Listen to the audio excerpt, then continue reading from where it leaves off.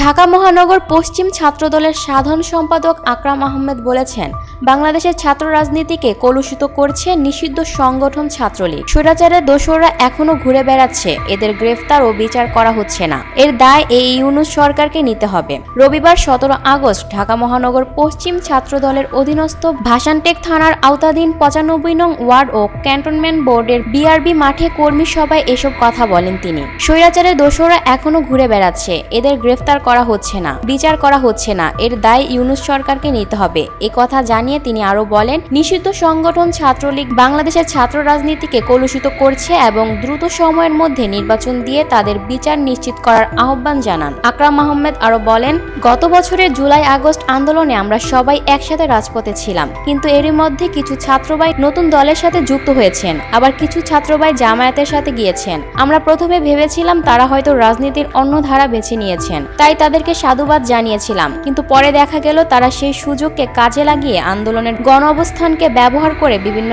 এলাকায় মাফিয়া তন্ত্র কায়েম করেছেন। তারা বিভিন্ন জায়গায় চাঁদাবাজি করছেন। তিনি আরো বলেন, গত আগস্টের আগে আমরা একসাথে রাজপথে ছিলাম, কিন্তু আমরা আমাদের সংগঠনের সাথেই রয়েছি, অথচ কতিপয় ব্যক্তি নতুন দলে গিয়ে এখন দামি দামি গাড়িতে চড়ছে। আমরা আমাদের আদর্শের রাজনীতিকেই বেছে নিয়েছি। নতুন দলের পরিচয় এখন শুধু মাফিয়া তন্ত্র আর চাঁদাবাজি। Lucky Akter, people voice television, Dhaka.